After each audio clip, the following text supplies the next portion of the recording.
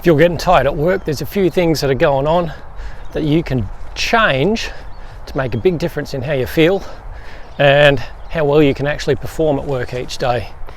It doesn't take too much, but you've got to notice what's going on before you can actually do anything about it. So think about chronic inflammation as something that is happening, not might be happening. If you have inflammation of the digestive system, that is going to cause all sorts of issues. Leaky gut is very common from eating too many processed foods or processed seed oils, stuff like that. What happens then is you're getting toxins leaking into the brain or into the bloodstream, and that floods through your whole body and basically slows you down, leaves you feeling really lethargic and like you don't have a huge amount of energy. It's like just pouring some of your energy down the sink for the day. It can be fixed. It would take a little bit of effort, but that inflammation is not something that's supposed to be there. You're supposed to have a digestive system that is strong, and that's what holds your immune system together. So if you've got leaky gut going on, your immune system is probably on the verge of being fried as well, and that ain't good, because that means more flus, colds, picking up whatever bugs are going around and having all sorts of issues going on with that, and that's never good. So what about insulin resistance? You might have heard about people talking about that. A lot of that's really just excess sugar in your diet, often in the forms of sugars that are in some of the processed foods that you're eating, and it could be even your health foods, like it could be muesli bars or snack bars, or definitely in fruit juices, any of the soft drinks, like you might have a lot of your favorite treats, chocolate, all those sort of things. And look, that extra sugar that's in there is not doing you any good. In fact, it's driving your body to overproduce more insulin, but it's not helping to balance things out. When you've got too much sugar in there, you basically got this insulin spike, which you've probably heard people talking about as well, which is your energy's up and then it's down, you crash, and then it's up and then you crash, and you're constantly taking these sugary things to try and lift your energy back up, but it's the crash on the other side that gets you, and that's no good for long-lasting energy at all. So something to be very wary of.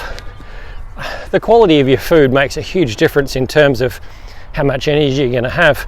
If you feel like your energy is just that flat, that you're constantly reaching for coffee or sugar, you're probably in need of getting more protein in your diet, because as soon as you do that, that extra protein gives you balanced energy that sustains, that lasts for a whole lot longer. A lot of the time when you have protein, you've got extra fat in there as well. Fat does the same thing. So if you can get fat and protein at the same time, that's energy that's going to last you a good amount of time. And that's why I regularly talk about protein and produce at your main meals, because that's what's going to sustain your energy and keep you going for longer.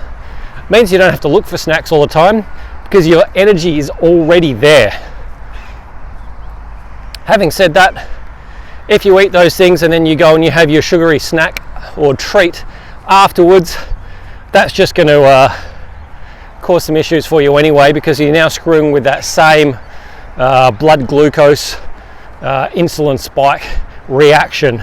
So doesn't mean you can't have carbs at your meals, but if you're going to have carbs, make sure they're coming from a quality source, a one ingredient source. Rice, potato, sweet potato. If you need to get some gluten-free grains, some of them may be okay for you, but if you're in that gut inflamed state, then probably not the best idea. Another one of the killers of your energy for being able to be a high producer of high productivity at work is if you are just spending your time in isolation. It's really common these days for guys to be so busy that there's not a lot of friends, possibly no friends, and no social life outside of their time with their family, their partner, their kids. You're so busy with work and your family life, there's no time left over or no energy left over, or it's something that you haven't prioritized, so you miss out on it. As soon as you miss out on that, that's one of those things that is an energy zap in itself. You've got to be spending time with people that you really like, people that you enjoy the company of, people that lift you up, leave you laughing, leave you with good memories. Even last night my mate sent me a video of a techno track that I don't know, maybe it's a throwback to something that we used to listen to when we were younger, but it reminded me of when we were in our early 20s cruising around late at night with the music cranked up and the windows down, and it just brought that memory back. Now that's one of my friends that I don't get to see very often.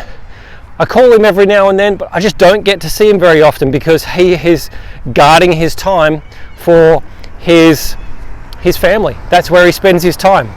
And as much as he likes the idea of being able to go and catch up with his friends, it's just not something that he wants to do.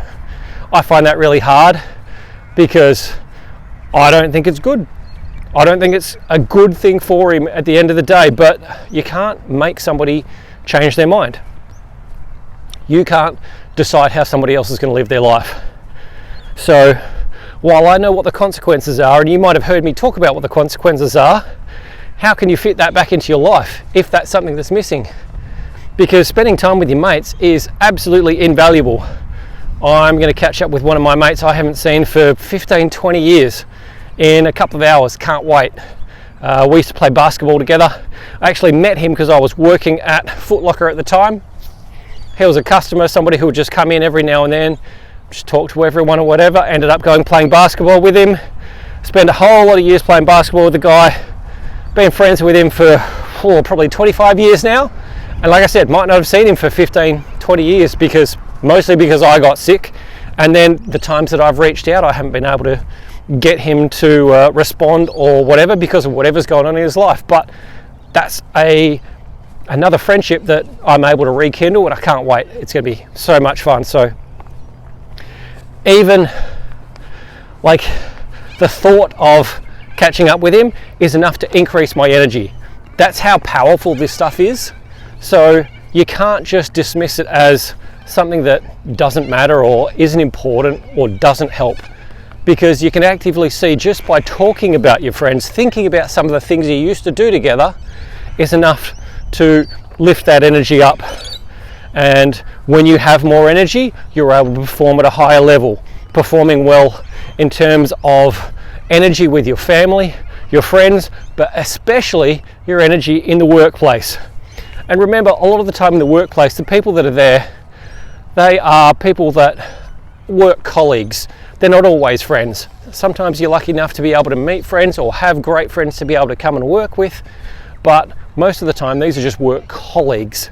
And strong friendships, a group of people that you regularly have to spend time with, that you see on a regular basis, that you look forward to spending time with, is enough to bring your energy up and leave you with memories for the week, and knowing that more memories are going to come following that.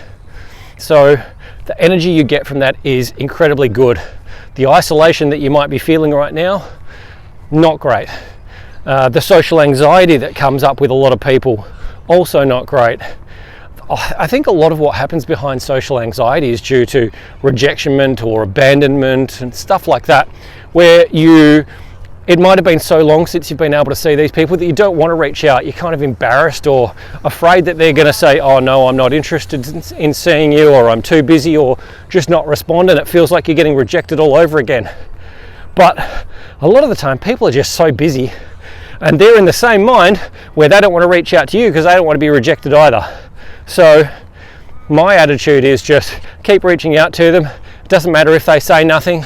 It may be years, but sometimes they're just not ready. Sometimes they're busy. Sometimes life is going on. Sometimes they're living in another country.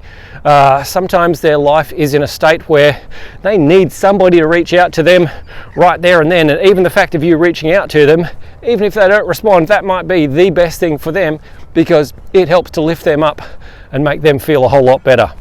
So Is there a way to be able to fix these things? Bring your energy up so that you have plenty going on at work? Absolutely.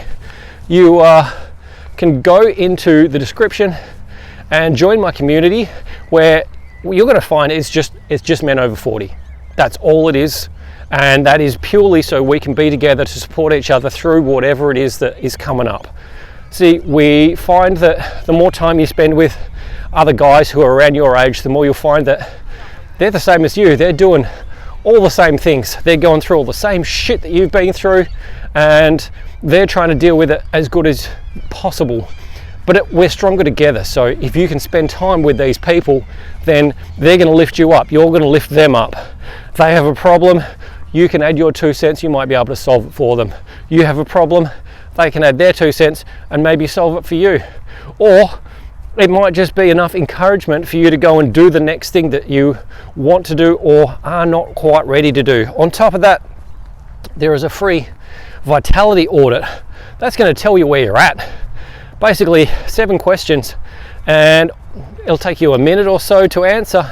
Once you know where you're at, you know that you're either in such a good place that you don't need to do anything, or this is desperate times or average times.